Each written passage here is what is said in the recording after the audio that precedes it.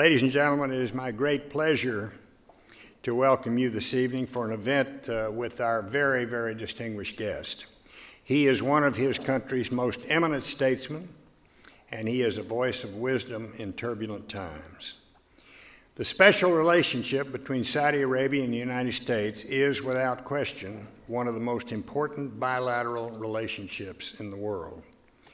The kingdom is not only the world's leading producer and exporter of oil, it is also a long-standing ally of the United States of America. The Saudi-U.S. partnership dates back, of course, to 1945, when President Franklin Roosevelt met our speaker's grandfather, King Abdulaziz bin Saud, on board the USS Quincy. The special relationship continued throughout the time of the Cold War, when our country's relations were strained with many countries in the Middle East. And despite occasional ups and downs, very few really, downs, the United States-Saudi relationship endures to this day. Today, Saudi Arabia remains a critical U.S. partner on a range of issues.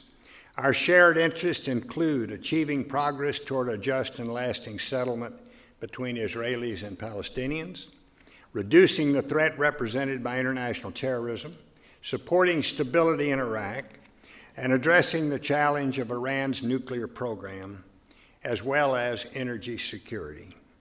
In this latter respect, the topic of our speaker's remarks, which is a pillar of global stability, Saudi Arabia's petroleum policy, could not be more timely nor more important.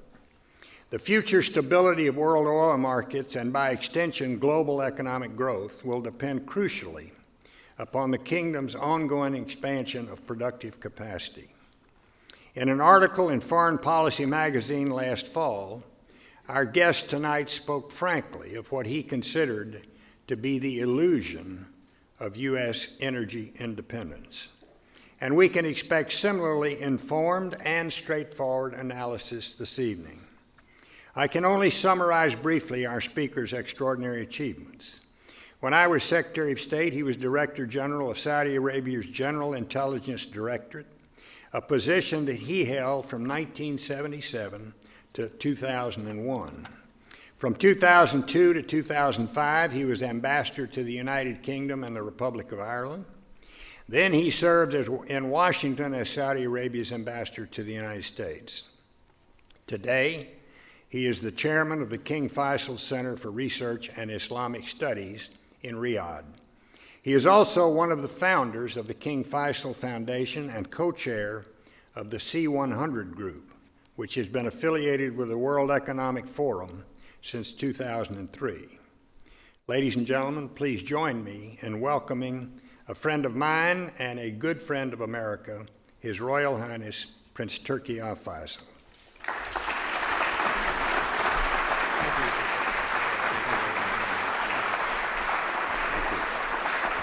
Thank you very much.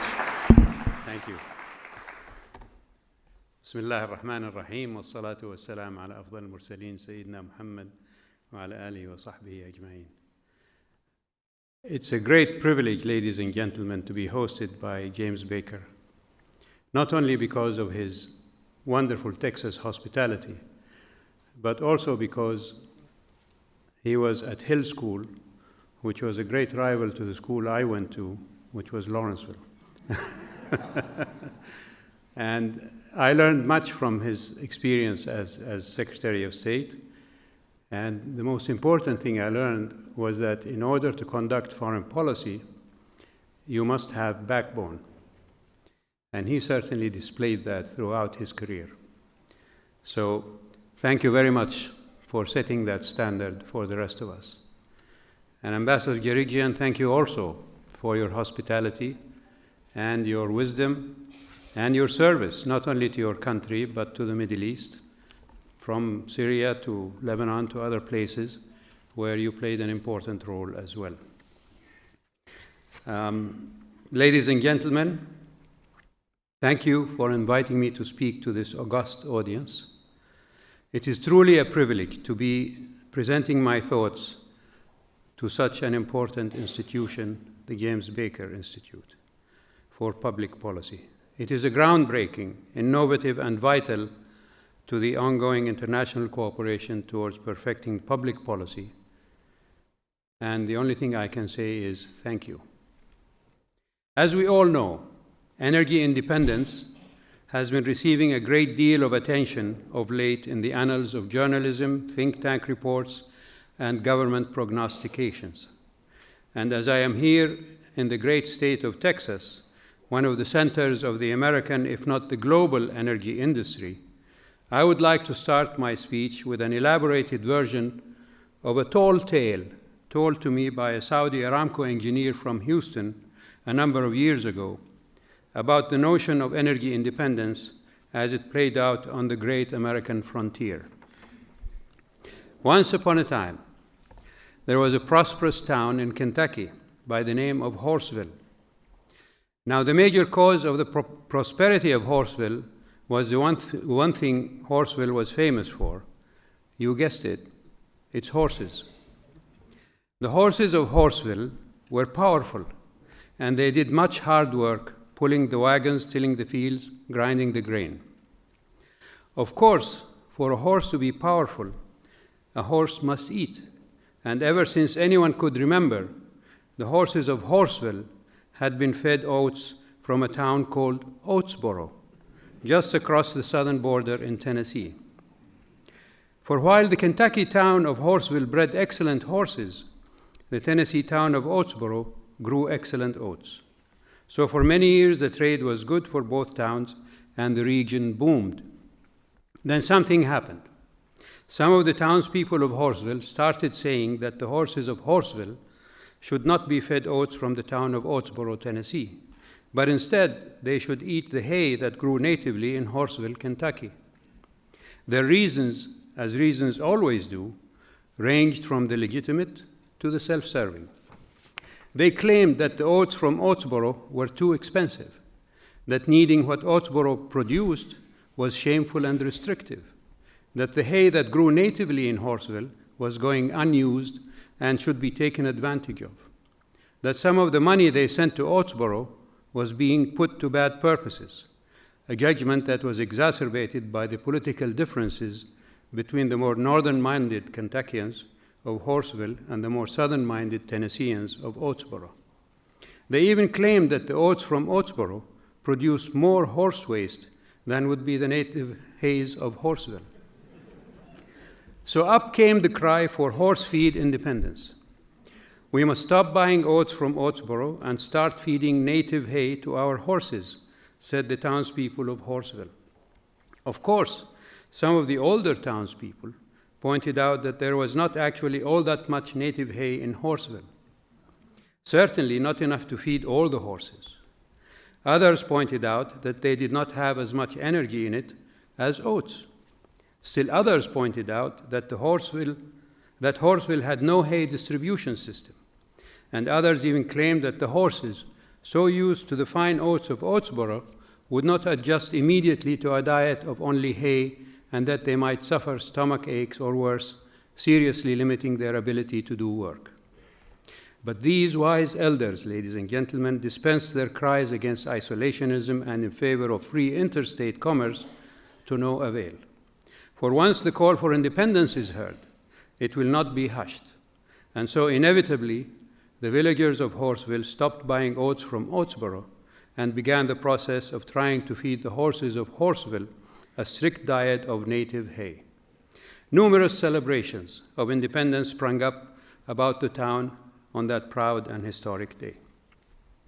But, and there is always a but in stories like this, as many of you can imagine, these celebrations of independence were quickly followed by the headaches of reality. For as it turned out, the elder skeptics had been right. There wasn't all that much native hay in Horseville, and what there was didn't contain anywhere near as much energy as the oats of Oatsboro. Further, Horseville had no system in place to get the hay to the horses, so much of it rotted in the fields.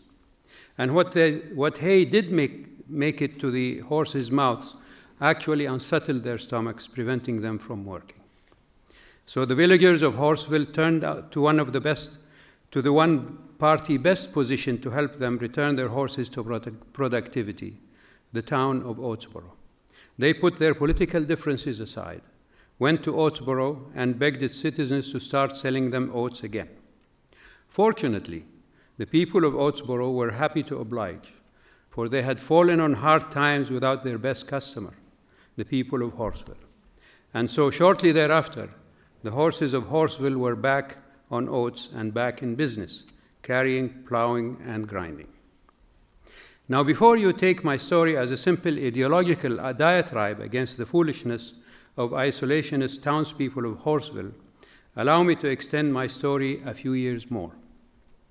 For what happened therein may surprise us, because trade between Horseville and Oatsboro did not in fact return to its prior state.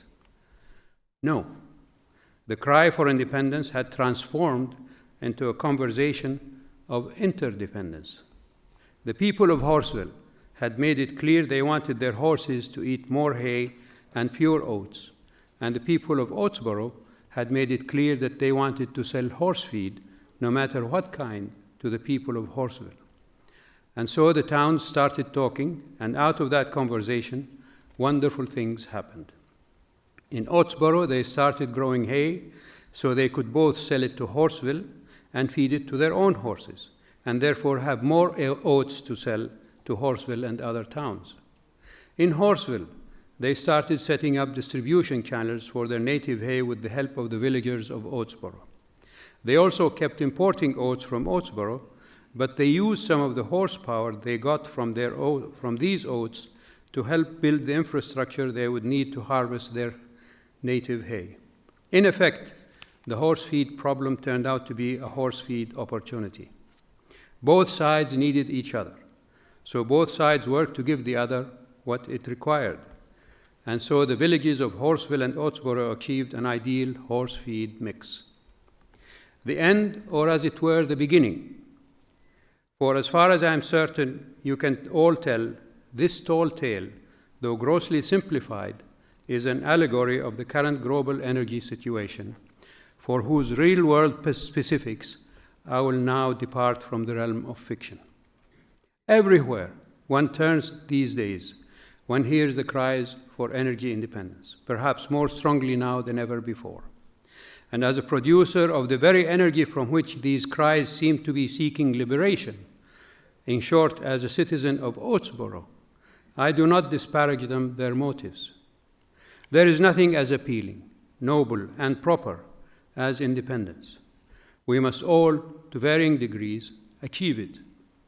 Yet, as my story makes clear, while independence may be an ideal that drives change, interdependence is generally the destination towards which this change finds itself driving. For many years, Saudi Arabia has been a major supplier of energy to the world. Heretofore, that energy has been in the form of oil. But just as Toyota is in the business of selling cars, and Apple is in the business of selling computers, Saudi Arabia is very much in the business of selling energy, in whatever form it can generate. So the comparison with Toyota and Apple is apt. For while it comes as no surprise that these companies would constantly be seeking to produce novel products that take advantage of the newest technologies and give the consumer more of what he wants, as evidenced in Toyota's move from petrol to hybrid engines and Apple's move from desktops to handhelds, it might come as a surprise to some that Saudi Arabia is constantly doing the same. Saudi Arabia wants to sell energy, and it very much understands that there are two kinds of businesses in this world: those that sell things people want and those that don't. Saudi Arabia wants to sell what people want. And what people want is changing. The people of Horseville are clamoring to feed their horses more native hay and fewer oats from Oatsboro. This is understandable. And that is why Saudi Arabia is constantly reconceptualizing its energy production policy. And it is to that policy that I now turn. Currently, Saudi Arabia possesses nearly 25% of the world's proven oil reserves and is the world's largest producer and exporter of petroleum. The kingdom currently produces over 8 million barrels per day and has a spare production capacity of over 4 million barrels per day, nearly 90% of the global total, and enough to replace the exports of OPEC's number 2 and number 3 producers in almost no time at all. This spare production capacity is the result of dozens of years of multi-billion-dollar investment in Saudi oil infrastructure, and it is palpable and undeniable evidence of Saudi Arabia's long-term interest in a secure and stable oil market. A further indicator is the kingdom's continual support for an oil price within a range that works for both producers and consumers, as evidenced by the recent announcement by Oil Minister Ali Al-Naimi that a $70 to $80 per barrel price would be maintained. It is worth noting, in talking of reserves, that we have recently heard mention from other countries of having oil in the ground that exceeds what can be found in Saudi Arabia. However, these claims are entirely about unproven reserves, so they are completely hypothetical and entirely unfounded. Were Saudi Arabia to go down the path of claiming unproven reserves, there would still be no competition. For instance, the kingdom currently has an estimated 264 billion proven barrels of oil beneath it. Were we to begin making claims about unproven reserves, we would be able to announce the possession of over 700 billion barrels. But let us not go down that path, but leave it at this. No other country can claim anywhere near the quantity of proven or unproven oil reserves of Saudi Arabia. In short, as the demand for oil continues to rise, especially in China and India, the kingdom has every intention of meeting that demand. Indeed, Saudi Aramco currently has two stated main strategic goals. First, and most important, is to support the kingdom's geopolitical importance by holding sufficient surplus oil output capacity to offset potential global supply disruptions. This is done using the OPEC quota system to ensure Saudi exports sufficient volumes of oil to meet its revenue needs. This spare capacity offers the breathing room the country needs to look to its own economic growth and specifically its domestic energy demands. And one of the most important things the kingdom will be doing to meet these demands is to develop alternative energy sources. Indeed, it may come as a surprise to some of you to hear that Saudi Arabia is now solidly on the path of meeting all its internal energy needs via alternative energy sources. Not only so that it can export more oil, but also so that it can export the excess alternative energy. And Ambassador Girigian suggested that in terms of alternative, we should use complementary. Already, Saudi Arabia meets around 40% of its internal energy needs via domestically produced natural gas. The country is working hard to increase that percentage so that it can meet its own energy demands and begin exporting natural gas one day should other alternative energy sources emerge. This is why the kingdom is also striving to realize these other forms of energy sources, such as solar, wind, and nuclear. It is doing so because the potentials are so vast. Just in the solar realm alone, as Arnulf Jäger-Walden, one of Europe's leading energy authorities, recently declared, less than 0.4% of all the solar energy that falls on the deserts of North Africa and the Middle East would satisfy all of Europe's energy needs. And certainly, in sunny Saudi Arabia alone, the amount of solar energy that goes untapped each day would make any oil baron celebrate were that energy in the form of earth-trapped carbons. A number of recent developments detail the kingdom's extensive efforts to begin the long process of realizing its alternative potential. Saudi Arabia is an active participant in TREC, or the Trans-Mediterranean Renewable Energy Cooperation, involving German Aerospace Bureau and several universities from Europe and the Middle East, that is spearheading a political initiative to build a transmission supergrid that would send energy from solar thermal power plants and wind turbines to storage centers in Europe and desalination plants in the Middle East and North Africa. President Sarkozy of France and former Prime Minister Brown of the UK have both publicly endorsed the project. A little over half a year ago, the Kingdom also announced plans for a new renewable energy city called the King Abdullah City for Atomic and Renewable Energy. Announced only 7 months after the opening of the King Abdullah University of Science and Technology, it will be based in Riyadh and will serve as a center for renewable energy research and for coordinating Saudi national and international alternative energy policies. In addition to these steps, the Kingdom recently announced the launch of a 30,000 cubic meters per day solar-powered desalination plant in the city of Al-Khafji, developed by IBM and the King Abdulaziz City for Science and Technology, which features a new energy-efficient membrane technology and a new type of photovoltaic cell. The King Abdulaziz City for Science and Technology is aggressively involved in feasibility studies for wind energy generation in the Kingdom, and the possibilities for power generation through wind seem highly promising. Given this promise, 4 regions are set for the manufacture of wind energy conversion systems in the coming decade. Yanbu and Al-Wajh on the Red Sea coast, Dhahran on the Arabian coast, the Arabian Gulf coast, and Qaysuma in the northeast of the Kingdom.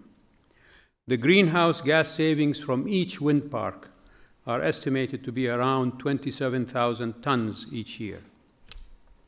In the realm of nuclear energy, the Saudi cabinet agreed on July 6, 2010, to sign a nuclear cooperation accord with France for the development of peaceful uses of nuclear energy.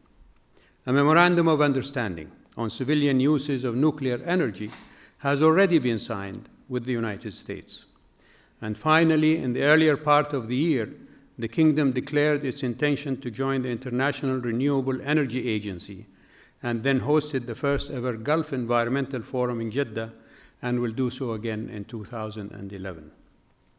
These steps are being taken because the Kingdom realizes well what was recently expressed by the Saudi Oil Minister Ali al-Naimi. And I quote, in the same way we are an oil exporter, we can also be an exporter of power. In short, Saudi Arabia fully realizes that a multiplicity of energy sources, both for domestic use and foreign export, are now its national ideal and its global standard. No country can or should power itself from one form of energy. It is strategically, economically, politically, socially, and environmentally irresponsible. Yet Saudi Arabia, as a nation that has such a central role in the planet's transportation and consumption of energy, has also realized that it has a special role to play in helping other nations facilitate their energy mix. And as a nation with so much oil, it fully understands that its petroleum output must play a part in other nations' progress toward achieving energy diversity. To aid in this achievement, at the OPEC summit held in Riyadh 3 years ago, King Abdullah announced the establishment of a fund to research cleaner emissions from fossil fuels and committed $350 million for that purpose. Such a fund deserves support from producer and consumer countries because success will benefit all. In other words, the black and white scenario of oil versus non-oil in the realm of energy is far from the complete story. Just as the people of Horseville were mistaken to think that they could make a complete switch to hay, and the people of Oatsboro were mistaken to believe that they could continue to sell only oats, all nations are now intertwined in a unified struggle to create an ideal energy mix that works for producers, consumers, and the planet they inhabit. Saudi Arabia has every intention of taking a front and center position in making sure that that unified struggle turns out as best as it can for all involved. In order for this ideal energy mix to be achieved, the oil-style adversarial and confrontational policies between producers and consumers should give way to a more collaborative dialogue about how we can all work together to achieve what we all desire. Upon looking into what we all desire, we will find that our desires are in the end far more similar than divergent. We all want a stable, secure energy market that provides us with the most power for the longest time period, delivered and consumed in the cleanest and most efficient way possible. That can be and will be done by working together and exploring all the ways in which the forms of power generation we now can lead to the forms of power generation we hope to enjoy in the future. One of the best ways to explore this energy transformation is through the International Energy Forum.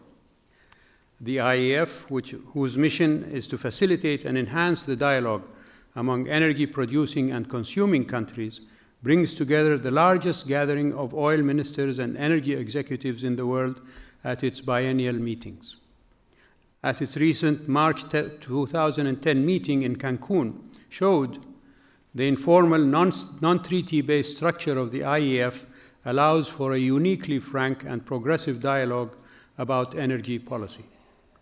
It is truly a forum for free discussion where political and economic agendas can be left aside and honest concerns and objectives can be voiced. Several issues that came up at the recent meeting and which the IEF is working to address are central to moving the global energy market forward toward more optimal levels of operation. One of these issues is transparency and accuracy. Currently, even big players like China and India do not submit sufficient stock data, and in order for the markets to operate properly, we must work together to make sure that all nations have the resources and incentives to publish accurate and valuable information on their energy supplies and uses. Through its joint oil data initiative, the IEF is attempting to facilitate just that. Another issue is speculation. As many here know, speculation in energy markets has recently been implicated in some of the wild and sudden variations in oil prices. While market speculation is an important feature of the global economy, stronger regulation on this activity will benefit a far greater number of people than unregulated trading will, because these regulations will result in a more predictable, accurate, and manageable pricing pattern. Finally, the IEF is also active in trying to better coordinate efforts among governments and industry to smooth investment timelines and clarify areas of responsibility. As we all know, the Deepwater Horizon oil spill in the Gulf of Mexico spewed forth tons of crude oil and gas, and for a few months, the finest engineers in the business were incapable of stopping it. This incident was a cautionary tale. To literally go to the ends of the earth to retrieve oil is probably not the wisest long-term energy strategy, especially when a country like Saudi Arabia has so much oil that can be safely retrieved. But of course, in the age of the cries for energy independence, more risks are taken. Yet chances are this spill is going to lead the United States to rethink many of its costly and risky drilling plans, and instead to opting for obtaining oil from safer wells and to push harder for complementary sources of energy to throw into their power mix. Saudi Arabia remains, without question, one of the safest sources. But we also remain committed to assisting in the development of those complementary sources. In a sense, we see a symbiotic relationship between oil and non-oil. Oil is providing and will continue to provide the energy for the very tools and technologies that will be used to bring these complementary sources to fruition. It is a circle of mutual benefit and one that Saudi Arabia very much supports. In the end, it is the kingdom's hope that we all realize that the townspeople of Horseville and Oatsboro realized in my tale. while independence may be the idea that pushes us to new horizons, in order to arrive at those horizons and to take greatest advantage of what we find there, it is interdependence that matters most. In short, the energy game is not a win-lose scenario. The producers are consumers, and the consumers are producers. And because we are all in this together, the discussion should be how we can all best get through it together. Thank you very much, ladies. Thank you. Thank you. Thank you. Thank you.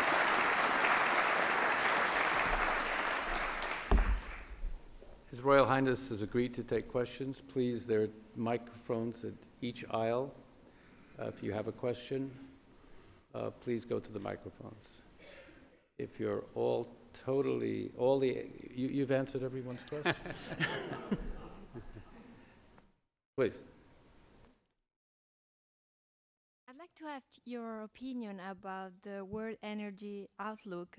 According to them, global oil supplies will come to close to a peak by 2035, when oil prices will exceed $200 a barrel. And they also predicted that oil prices could exceed $100 a barrel in 2015. Can you comment on these predictions? Well, if I survive until 2015, I'll be very happy with that. But I don't think I can comment on predictions like that.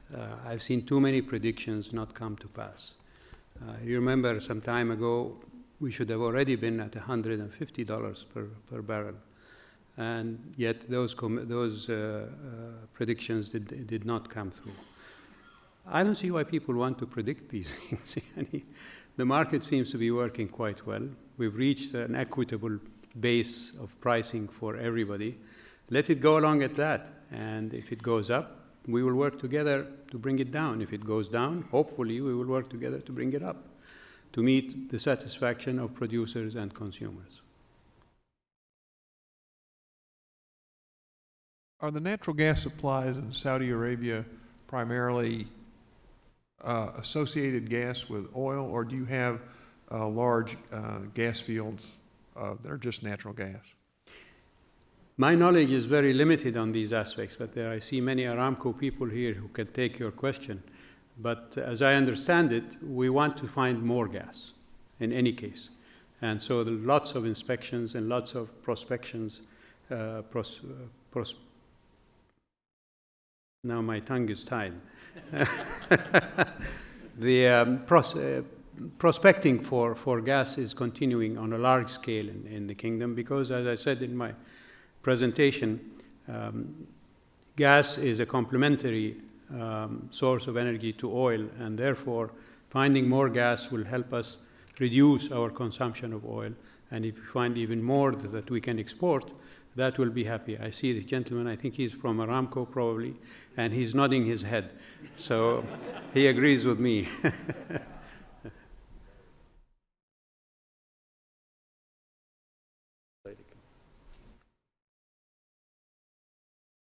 You mentioned that Saudi Arabia is developing alternative energies, but what about developing distribution systems and infrastructure in countries like the United States, where we are so oil dependent with our highways and interstates? I remember when then Crown Prince Abdullah met with President Bush in April 2005. They issued a statement, a joint statement, that emphasized that both countries will work together to not only to coordinate, but to make sure that energy requirements are met. And part of those energy requirements at that time were expanded refining capacity in the United States as well outside the United States, and increased production for oil from Saudi Arabia. Since then, I don't know if there has been any meeting between leaders between the two countries on whether the kingdom will invest in expanding the supplies and the means of supply of the complementary non-oil systems. I think that is your question. So I really don't know where the situation stands now on that issue. Royal Highness, we have an anonymous question from James A. Baker III. The question is about your views on Iran, and specifically what direction you think that country is taking and your perceptions as a very important country in the Gulf on Iran's policies. There's a lot of hyperbole and a lot of gas, if you like, when the issue of Iran comes up in discussions. And the kingdom's policy, as stated by the king and other Saudi officials, on the issue of nuclear development in the area, and I'm assuming this is where we're heading with this question. The proposal for a zone free of weapons of mass destruction is one that the kingdom espouses and has done so with all of the Arab countries at the Doha summit meeting last year, and presented to the review of the Non-Proliferation Treaty that took place in New York in May this year, which fortunately was agreed to by all of the parties that had signed the NPT treaty at one time or another, including the United States.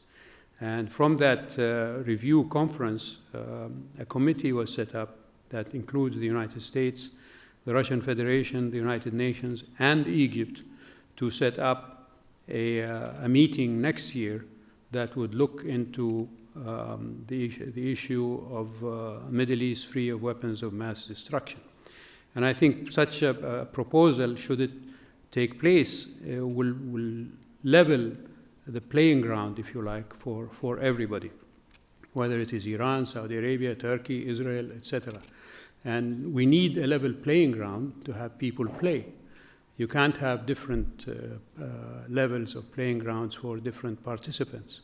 And just as a historical background, I will remind us that when Iran was in discussion with the P3 and then the P3+1 and then the P3+2 and now the P5+6, there was, I think 3 years ago, a Russian proposal that they would offer to enrich uranium for Iran.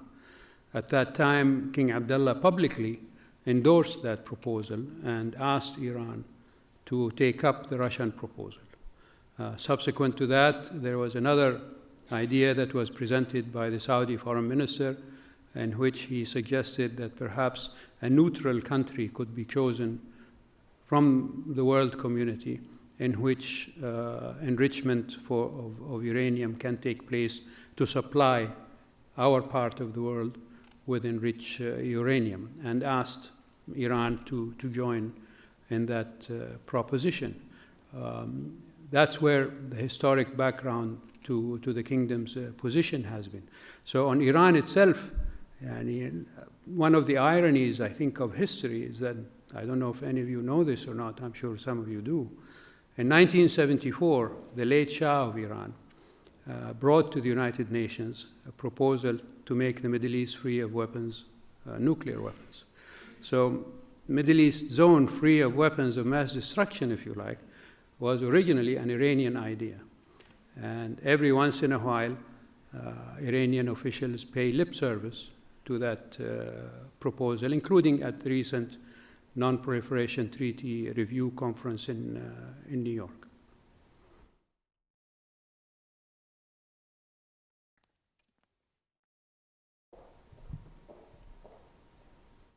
Ladies first, please. Yeah, I can't resist. Your Royal Highness, you mentioned that Saudi Arabia is committed to the $70 to $80 range. I wondered if you could comment to the audience on the impact of the QE2 and the problem of the dollar and oil, and whether or not you foresee it will be harder moving forward over the next few months to maintain the $70 to $80 range. I saw a comment by our Minister of Finance just a couple of days ago at the meetings in Korea for the G20, He, as well as I believe also the Kuwaiti Minister of Finance at one time, although they're not members of the G20, but they made comments that they're not disturbed by the present fall, if you like, in the value of the dollar. I would take their words as official policy on that. Yes, Your Excellency, last week you made a very interesting speech at the Carnegie Institute on the East Coast. And during that speech on Middle East peace process, you mentioned a growing concern and showed a concern for reemergence of what you call neocon philosophy in American foreign policy and its consequences in the future in the Middle East. Can you discuss that in a little more detail tonight? I don't think I can add more detail than to show my concern. I think the recent elections in America definitely will be used by people who had espoused those neocon views previously to say this is the way that America should go. And I heard from various people that in various speeches and various declarations that individuals who had identified themselves with that type of policy are repeating again what they were saying when that policy was pretty active in the United States. And when it comes to the Middle East particularly, neocon policies have been anything but helpful, in my view. Starting from the invasion of Iraq to other activities in the area, and including the very strong and unrestricted and unrestrictive carte blanche support that neocons generally give to Israel to do whatever it wishes. And this is, I think, a dangerous situation that requires those who do not agree with that view of the world and where American interests lie should be taken up by those opponents of that view and counter what is on the American scene here.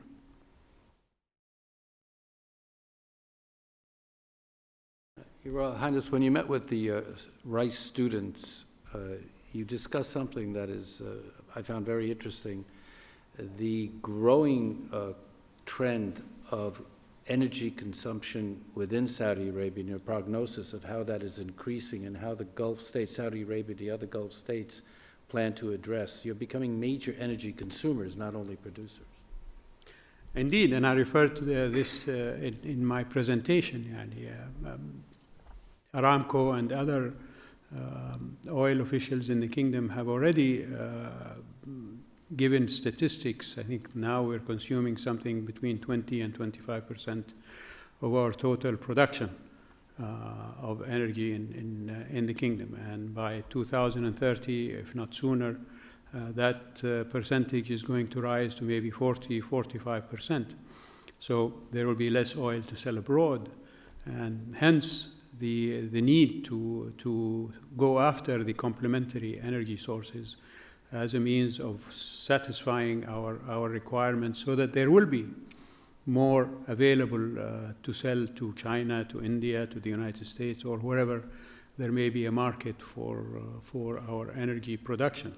And as I also mentioned, that when it comes to solar energy particularly, but also to wind energy, that if this project of a grid that can connect the Middle East to Europe, let's say, can be put in motion and implemented, then whatever solar power retrieval can be had in our part of the world and North Africa can feed the needs and requirements of Europe. And one can imagine an eastward bound grid as well, going to countries like Pakistan and India and so on. So it will be an important contribution, I think, to the world for not just Saudi Arabia to be a participant in that, but even for the United States to put its strength behind proposals like that. Thank you, Royal Highness. Please join me in thanking His Royal Highness for coming. Thank you. Thank you, sir.